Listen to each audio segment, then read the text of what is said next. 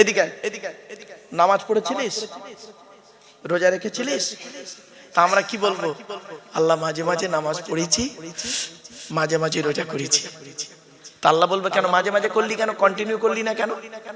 আল্লাহ বড্ড কাজের চাপ, খুব ব্যস্ত ছিলাম, করতে পারিনি। তা আল্লাহ বলবে কাদের জন্য কাজের চাপ এলো, ব্যস্ততা এলো কাদের জন্য? আপনি আমি কি বলবো? বইয়ের মুখে অন্ন জোগানোর জন্য, পিতামাতার খাবার দেওয়ার জন্য, ছেলে মেয়েদের ভবিষ্যতের জন্য খুব ব্যস্ত ছিলাম।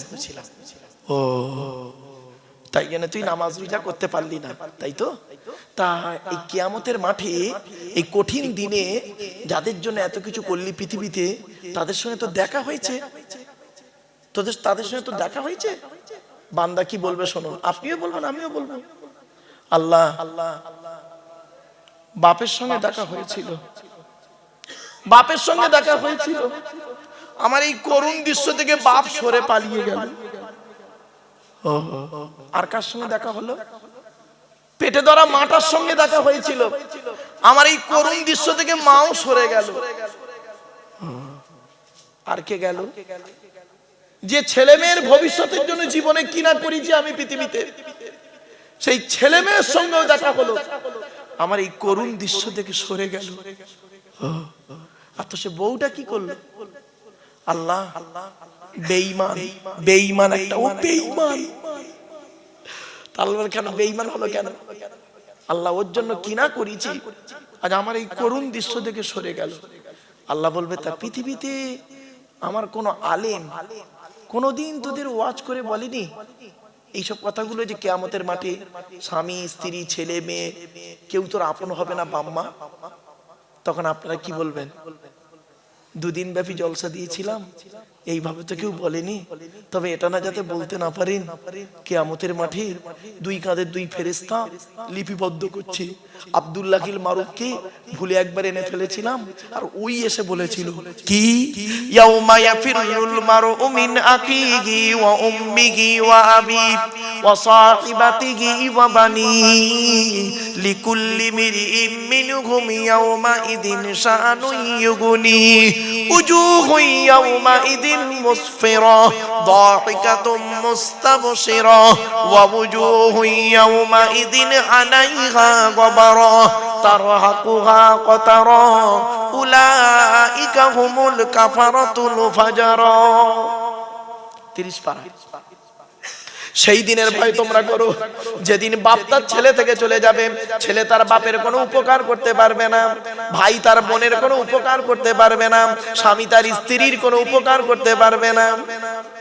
আল্লাহ বলবেন শুধু কোরআনের আয়াতটাই শুনলি আর প্র্যাকটিক্যাল করে দেখিয়ে দিইনি? তা আমরা তখন কি বলবো জানেন? কবে আল্লাহ? আল্লাহ বলবেন মনে আছে 2020 সাল পেয়েছিলিস না তোরা? পেয়েছি তো আমরা, বলুন না। 2020 সালে একটা রোগ দিয়েছিলাম তো পৃথিবীতে, নাম হলো করোনা। ওই করোনা রোগ তোদের এই শিক্ষা দিয়ে গেল না? বাপের করোনা হয়েছে, ছেলে ডাক্তারকে বলছে মেরে দেন মেরে দেন মেরে দেন, ঠিক না বেটি? মায়ের করোনা হয়েছে, ছেলে মার ধারে বাড়ে যায় না। মায়ের পেটের ভাই করোনায় মারা গেছে, মায়ের পেটের ভাই লাশ আনতে যায়নি, ঠিক না বেটি? আল্লাহ বলবে এই রোগটা থেকেও শিক্ষা নিলেনি? আমি তো দেখিয়ে দিয়েছিলাম পৃথিবীতে, কোরআনের আয়াতও দিয়েছিল আর প্র্যাকটিক্যাল করেও দেখিয়ে দিয়েছিলাম, তাও তো শিক্ষা নিসনি। এখন কি হবে বল, কি হবে বল এখন? তখন আমরা সব নিরুপায়। আল্লাহ আপনার দয়া ছাড়া আমার কোনো রাস্তা নেই, কোনো রাস্তা নেই।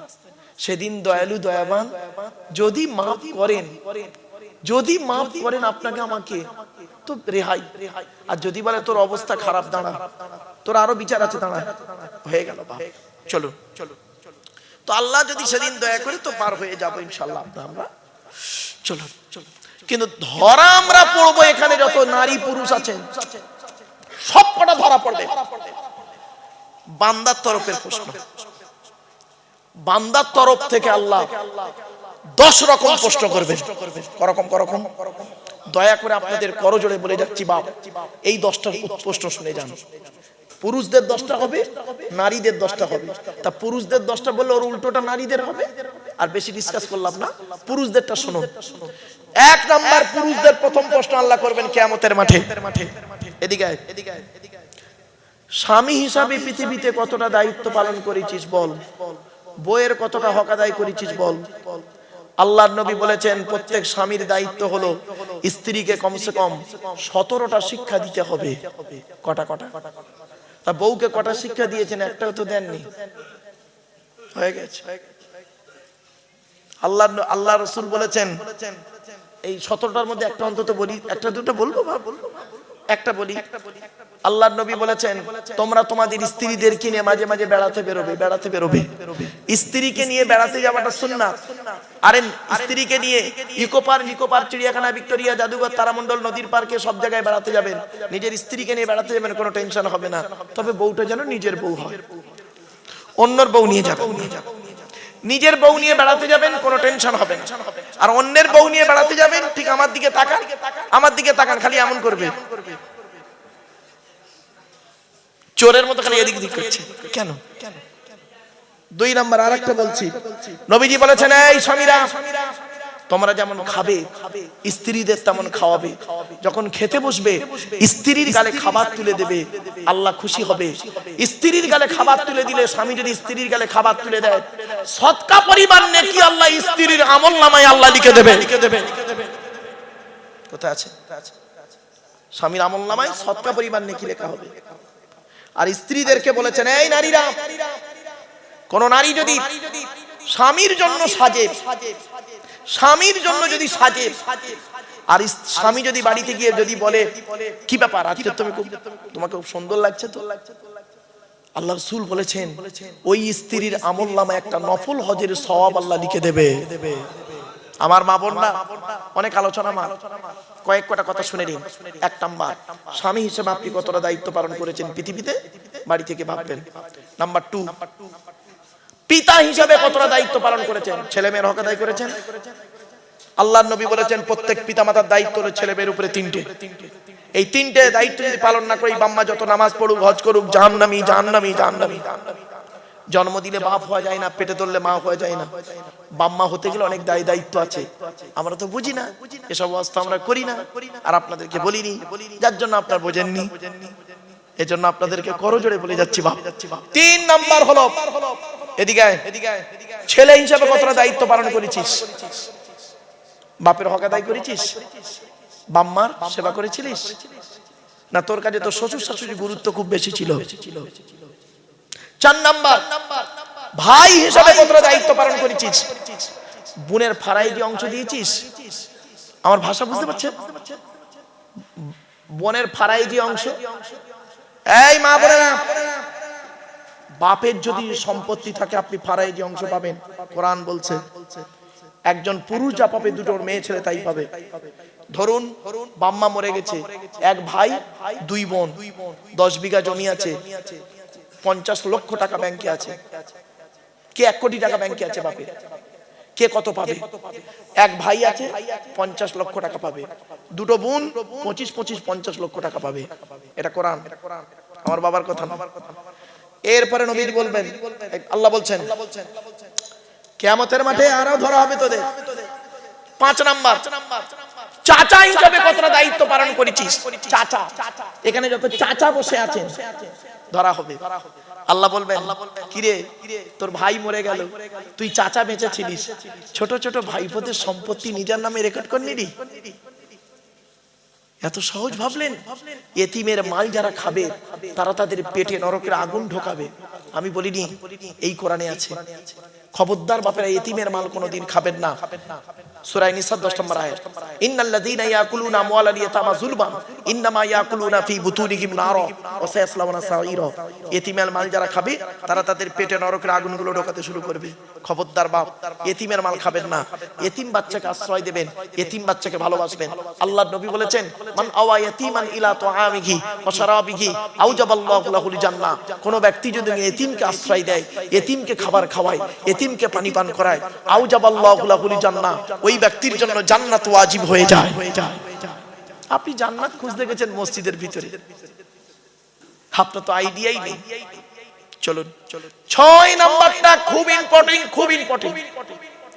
দুলা ভাইদের ধরবে। কি ভাই দুলা ভাই বলেন না বোনাই বলেন, কোনটা? ওই দুলা ভাই আর বোনাইদের ধরবে, কবরে ঢোক, চল কবরে। শালির সঙ্গে ইয়ার কি মারা, জলসার সময় শালিকে নিয়ে ফুচকা গালে খাইয়ে দেওয়া, কবরে ঢোক। তোর মতো দুলাভাই বোনাইকে যে কি করবে কবরে আল্লাহ। ওর সঙ্গে আর একজন আছে, বলবো ওই দুলাভাইয়ের সঙ্গে আর একটা পিস আছে, সে পিসটার নাম শুনবেন, দেওর।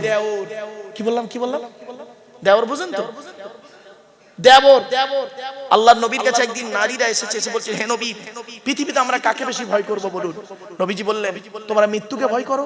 বলছে হ্যাঁ। বলে তার থেকে বেশি ভয় করবে দেওরকে। বলে কেন? বলে আখিরি জামানায় দেখবে ভাবিরা দেওরদের সঙ্গে যত নোংরা ইয়ার কি করে চলবে। বাবাজি বাস্তবটাই বললাম, আমি এই ওয়াজ যদি না করি কিয়ামতের মাঠে আল্লাহ আমার জবানটা টেনে ছিঁড়ে নেবে। বাপেরা এই জবাব আমাকে দিতে হবে। চলুন 7 নাম্বার, খালু। খালার বারকে কি বলেন? খালুদেরকে আল্লাহ ধরবে। ওর সঙ্গে আর এক পিস আছে, জামাই বাবু। ফুপুর বারকে কি বলেন? ফুপা। জামাই বাবু ধরা হবে। 8 নাম্বারটা ভেরি ভেরি ইম্পর্টেন্ট, মামা। মামাদেরকে আল্লাহ ধরবে। এখানে যত মামা বসে আছে, মামা অনেক আছে দেখবেন, আল্লাহ বলবেন এদিকে, তোর বোনটা, তোর বোনাইটা অ্যাক্সিডেন্টে মারা গেল, তোর বোনাইটা অ্যাক্সিডেন্টে মারা গেল, বোনের 2টো বাচ্চা রেখে বিধবা বোনটা কষ্ট করে জীবন যাপন করলো। তুই ঈদের সময় তোর বউ বাচ্চার জন্য দামি দামি জামা কাপড় কিনলি, আর ভাগনা ভাগ্নি বোনটার জন্য কিছুই দিলি না। তোর মতো মামা আজকের জাহান্নামী। তোর হজ নামাজ রোজা কবুল হবে না। কোথায় আছেন আপনি? 9 নাম্বার হলো দাদু। দাদু, এই বাপের বাপকে কি বলেন? এখানে অনেক দাদু আছে, এই দাদুদেরকে, দাদাদেরকে ধরবে আল্লাহ। এদিকে তো 4টে ছেলে দিয়েছিলাম না, বড় ছেলেটা চাকরি করতে বলে বড় ছেলের ছেলেকে বেশি বেশি বিস্কুট কিনে দিতি, লজেন কিনে দিতি, বড় ছেলের ছেলেকে হাত ধরে বাজারে বেড়াতি। আর মেজো ছেলেটা গরিব, কিছু করতে পারতো না বলে মেজো ছেলেকে তো দেখলি নি। তোর মতো দাদু আজকের জাহান্নামী, তোর নামাজ রোজা কিছুই কবুল হবে না আজকে। 10 নাম্বার মারাত্মক ইন্টারন্যাশনাল পিস। 10 নাম্বার নানা। কি বললাম? নানা। আল্লাহ নানা গুলোকে ডাকবে, এদিকে এদিকে। তো 2টো মেয়ে দিয়েছিলাম, বড় জামাইটা চাকরি করতো আর ছোট জামাইটা মাঠে খাটতো। বড় জামাইটা যখন তার মেয়ে বাচ্চা বউ নিয়ে আসতো তোর বাড়ি, বড় বড় মাছের মাথা, খাসির গোস্ত, গরুর গোস্ত, মুরগির গোস্ত খাওয়াতি না। আর ছোট জামাইটা গরিব, ও বেচারা কম আসতো, এলে তার প্রতি তোর গুরুত্ব ছিল না। তোর মতো নানা আজকের জাহান্নামী। বাবাজি স্বামী, পিতা, ভাই, ছেলে, চাচা, বোনাই, দেওর, খালু, জামাই বাবু, মামা, দাদু।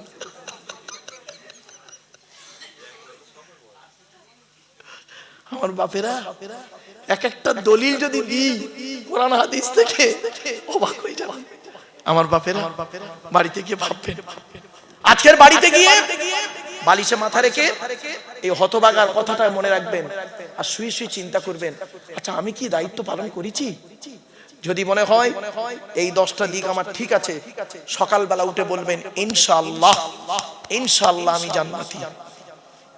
আর নইলে মরণ পর্যন্ত চেষ্টা করে যাবেন এই 10টা হক যেন আমাকে না ধরে কিয়ামতের মাঠে। আমার বাপেরা আপনি কি ভাবলেন? শুধু যদি নামাজটার নাম ইসলাম হতো, শুধু যদি রোজা রাখার নাম ইসলাম হতো, তাহলে এই কিতাবটা 22 বছর 9 মাস 14 দিন ধরে 6666টা আয়াত পাঠাতেন না। ছোট্ট একটা কাগজে আল্লাহ আকাশ থেকে খালি লিখে দিতেন আকিমুস সালাত ও সওম রমজান। এই 2টো কাগজ লিখে উড়িয়ে উড়িয়ে ছেড়ে দিতেন, এ তোরা নামাজ পড়া, রোজা রাখ, জান্নাতে ঢুকে পড়বি। বাপেরা ইমানের কতগুলো ভাগ জানেন? ইমানের কোরআনে আছে সর্বাধিক 30টা, সর্বনিম্ন 5টা, আর হাদিসে আছে 70টা, টোটাল 100টা ভাগ। আমার বাপেরা অনেক আলোচনা বাপ দেখতে দেখতে অনেকক্ষণ মুখে ফেলেছি। চলুন বাবা একটু রাসূলের সামনে দাঁড়িয়ে একটু সালাত ও সালাম পাঠ করব। ইয়া নবী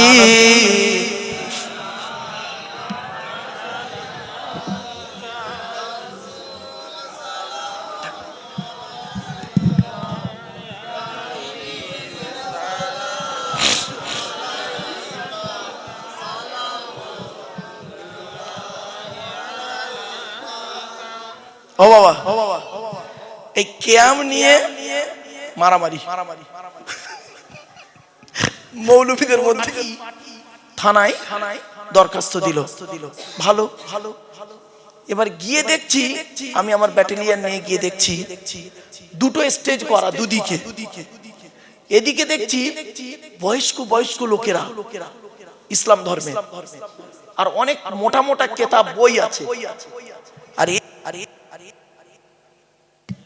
এদিকে দেখছি বয়স্ক কিছু লোক, মোটা মোটা কেতাব, আর সামনে জনগণ বসে আছে। তা কি হবে? কিয়ামের বাস হবে। এরা এক দল, এরা এক দল। বিচারক কে? আমি বিচারক। বলে আমি কিয়ামের কিছুই বুঝি না, হিন্দু মানুষ, আমাকে ওরা বিচারক করেছে। এবার আমি দেখছি এই দলটা যা বলছে যুক্তি দিয়ে বা সব বই টই খুলে দেখাচ্ছে, মনে হচ্ছে ঠিক বলছে। আবার এই দলটা যত মনে হচ্ছে এরাও ঠিক বলছে। আমি কিছুই করতে পারলাম না। তারপরে দেখি নিজেদের মধ্যে ঝগড়া লেগে গেল। ওই জনগণ ঝগড়া মারামারি লেগে গিয়ে লাস্টে কি হলো? লাস্টে বলছে, লাস্টে করলো কি? আমি দেখলাম খুব বেগতি খারাপ অবস্থা, খারাপ। আমি ব্যাটালিয়নকে বললাম এই লাঠি চার্জ করো। করতে 2-4 জন ছড়ে গেল। এদের 6 জন, ওদের 6 জনকে থানায় এনে মোসলেকা লিখে ছেড়ে দিলাম। হাইরে মুসলমান, তোমরা কিয়ামের বাস করছো নিজেদের মধ্যে, আর বিচারক করছো একজন হিন্দু থানার ওসিকে। সে বেচারা কিছু জানে না। এজন্য আপনাদেরকে বলে যাচ্ছি, এই কিয়াম নিয়ে বাবা মারামারি ঝগড়া করবেন না, খবরদার করবেন না। মুস্তাহসান জায়েজ, নিজেদের মধ্যে মারামারি ঝগড়া করে বিভেদ তৈরি করবেন না। চলুন সালামকে ফরজ মেনে কিয়ামকে মুস্তাহসান মেনে করছি। কেন? ওয়াসাল্লিমু তাসলিমা, আল আমরু লিল উজুব মুসাল্লামাস সুবুত। দয়া করে মেহেরবানি করে আমরা পড়ব। চলুন। ইয়া নবী সালামুন আলাইকা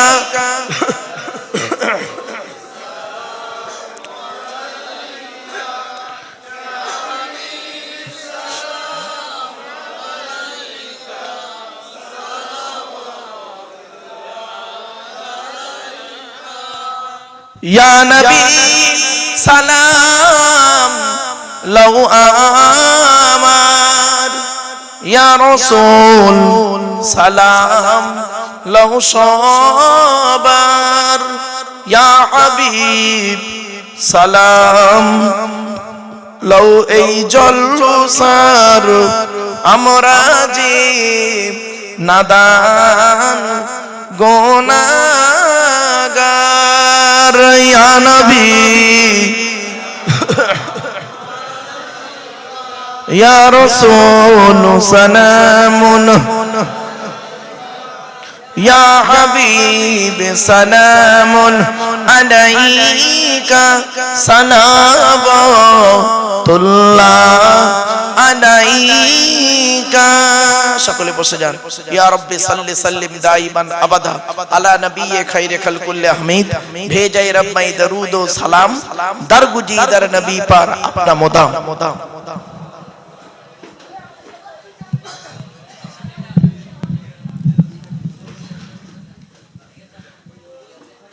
সকলে বিসমিল্লাহ সূরা ফাতিহা শরীফ একবার, 3 বার সূরা ইখলাস, কুল ওয়াল্লাহ বেজর সঙ্গে কয়েকবার দরুদ শরীফ পড়ো। বাবা দয়া করে সুবহানাল্লাহ সুবহানাল্লাহ বলবেন। অনেক সময় কি হয় জানেন, ওর তো এটা মুখস্থ নেই, ও ঠোন নাড়ছে, এও দেখে দেখে ঠোন নাড়ছে।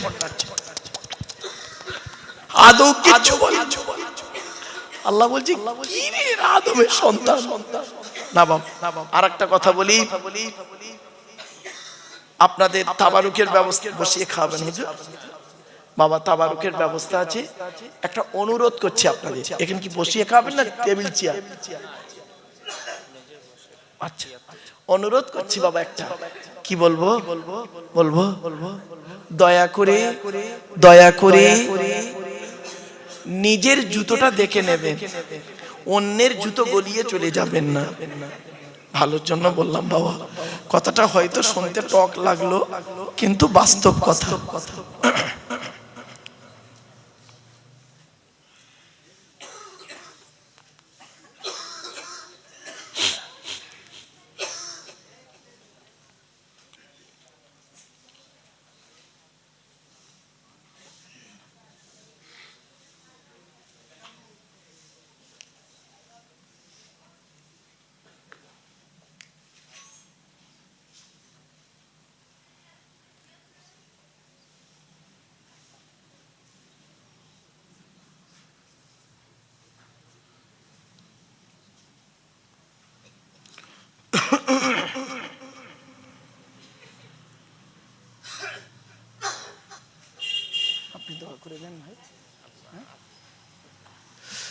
আমার বাপেরা, এতক্ষণ আপনাদের কাছে কথা রাখলাম, ভাষাগত দিক থেকে ত্রুটি হলে ক্ষমা করবেন।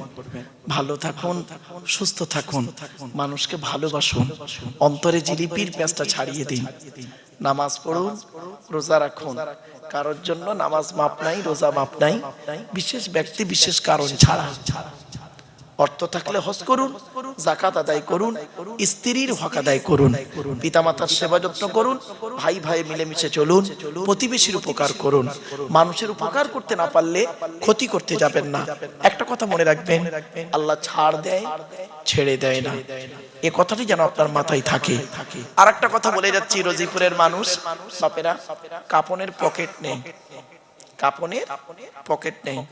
আমাদের আসার রাস্তাটা হলো একটা, যাওয়ার রাস্তা অনেকটা। আসার রাস্তা একটা মানে আমরা বাপের পৃষ্ঠ হতে মায়ের পেটে থেকে পৃথিবীর মুখ দেখেছি প্রত্যেকেই, কি হিন্দু কি মুসলিম। যাওয়ার রাস্তা আমাদের কিন্তু অনেকটা, কেউ শ্মশানে, কেউ কবরে, কেউ গর্তে। মনে রাখবেন, এ জীবন শুরু হয়েছে 150 টাকায়, এ জীবন শেষ হবে 1500 টাকায়। এ জীবন শুরু হয়েছে 150 টাকায়, মানে জীবনের প্রথম কাপড়টা আপনি নিজে পরতে পারেননি, অন্যেই পরিয়ে দিয়েছিল, তার দাম ছিল খুব বেশি হলে 1 থেকে 150 টাকা। এ জীবন শুরু হয়েছে 150 টাকায়। আর যেদিন মারা যাবেন, যদি আপনার লাশটা পাওয়া যায়, আপনার যে কাপড়টা পরানো হবে নিজে তো পরতে পারবেন না, অন্যেই পরিয়ে দেবে, তার দাম হবে খুব বেশি হলে 1000 থেকে 1500 টাকা। মনে রাখবেন, চোখ দুটো বন্ধ হয়ে গেলে সব শেষ। এজন্য পৃথিবীতে এমন কিছু স্মৃতি রেখে যান, যারা শুধু মরে নাহি দেয় প্রাণ, তাদের কবু কোনোদিন করেনি সম্মান। মনে রাখবেন, কথাগুলো আপনাদের কাছে রাখলাম।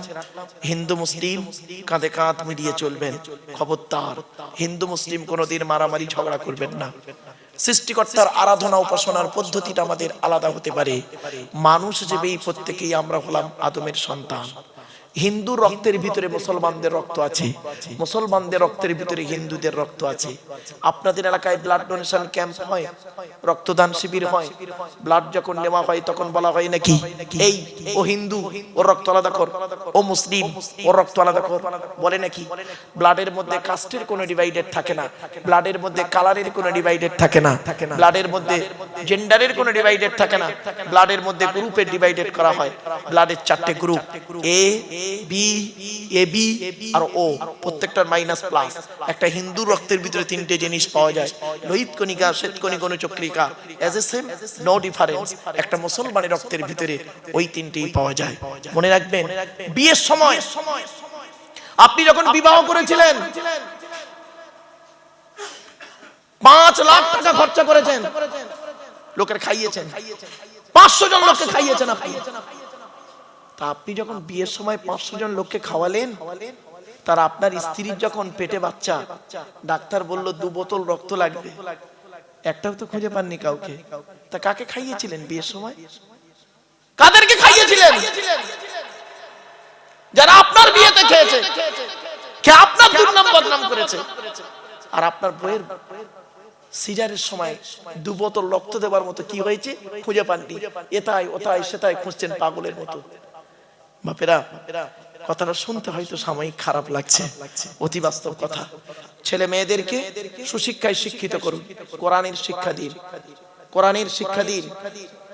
সাথে সাথে ইন্টারন্যাশনাল ল্যাঙ্গুয়েজ ইংলিশ, ইংলিশটাও শেখান। ন্যাশনাল ল্যাঙ্গুয়েজ হিন্দি, সেটাও শেখান। রিলিজিয়াস ল্যাঙ্গুয়েজ আরবি, ওটাও শেখান।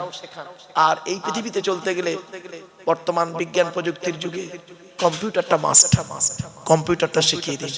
ব্যাস, আপনার ছেলের ভবিষ্যৎ চিন্তা আপনার করতে হবে না, নিজের পায়ে দাঁড়িয়ে যাবে।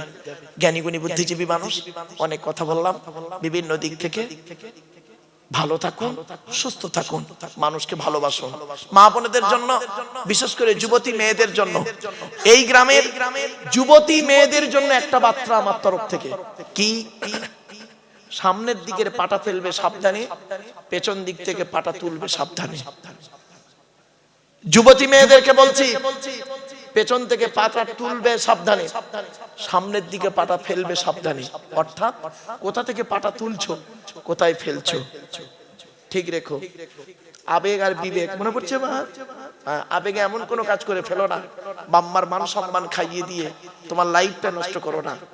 মনে রেখো, তোমার জন্য সৃষ্টিকর্তা সেটিং করে রেখেছে একজনকে একজন, মনে রেখো। আর একটা হলো কি, মা বোন মেয়েদের জন্য আর একটা কথা, পাকাল মাছের মতো জীবন যাপন করো। পাকাল মাছ বুঝে আপনারা বোঝেন? কোথায় থাকে? পাখির ভিতরে। গায়ে কাদা লাগে না। পাকাল মাছের মতো জীবন যাপন করো মেয়েরা। কথাটা বাড়িতে গিয়ে খুব ডিপলি কথা বাড়িতে গিয়ে ভেবো। আসুন আমরা মোনাজাত করব, সকলে মোনাজাতে শামিল হবেন। আল্লাহুম্মা আমিন।